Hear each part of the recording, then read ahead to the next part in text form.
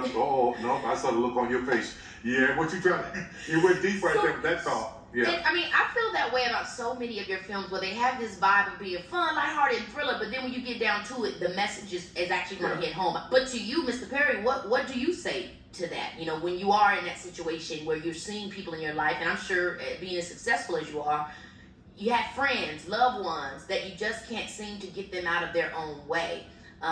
What do you then do with those feelings? You just let them go? Yeah, listen to me. I had to learn to choose myself. Because there are people in moments that if you keep trying to drag them up to higher altitudes where they can't breathe, they will die. Yeah. Some people have only been equipped in their life with their life lessons or what they've learned to go to a certain level. That's it.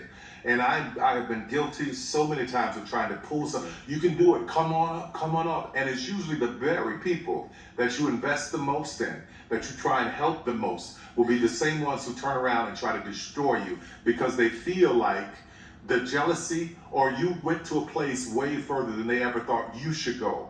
So what I've learned in this is I have gotten to a place in my life at 54 years old where I look at people and go, okay, tell me who you are, and I'm going to believe you. Show me. I'm going to believe you. I'm not going to argue with you.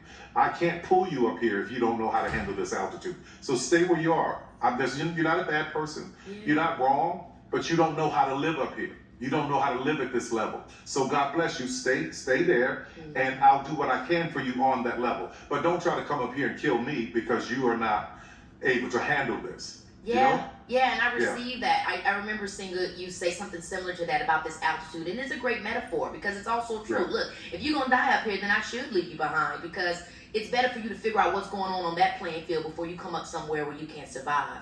You know, you were saying, if you know, a lot of people may not have expected me to end up where I am. Well, you started out in a chitlin circuit. What was your mind then? You know, were you always seeing yourself as someone that could get into film and things like that, or were you just a creative that wanted to just get your work out there? I have one goal, and I need to make money to take care of my mother because she was ill. I wanted to retire her. She was working with a bunch of kids, and you know, kids are little petri dishes for germs, and so she was always constantly sick, and she had diabetes. So all my entire focus was that let me just make enough money to take care of her.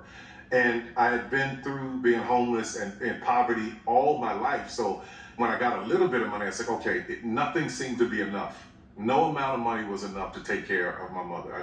Nothing would make me comfortable. And I found myself being in this place where I was uncomfortable all of my adult life while she was alive because no matter how much I had, it wasn't enough. So that's where it started. That's where the grind started. The working so hard started. It was all about, can I take care of her?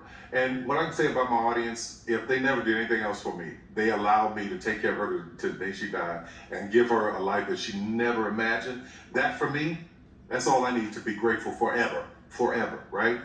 But yeah, starting out in the stage shows, I didn't go into Hollywood. I didn't come in through that system, so I didn't have the stamp or the carving that system will give you. It'll carve you into a hole, into a box, and you have to operate in that box. Well, I was malleable and loose, so I didn't come in through that, so I could do things outside of the box. And I think that's put me in this position. So I'm grateful for not coming through Hollywood. Yeah, I couldn't agree more. So when you did go into Hollywood, I think the first thing you did was Diary of a Mad Black Woman, one of your plays. Why did you choose that one to be your first feature film? Because I knew it would hit. I knew, you know, I got to Hollywood and the white folks that didn't, and them white folks that did this were like, what is this? We're not going to do this. But I knew I had all them black folks who had seen it all over the country. And I knew what that meant for them to stand with me. So when it opened at #1, everybody in town was scratching their head. I'll never forget, it was Oscar weekend. Everybody was scratching their head, like, where is this movie? Who is this Tyler Perry person? So it was because of all those people that I was able to do that. And still to this day, continue.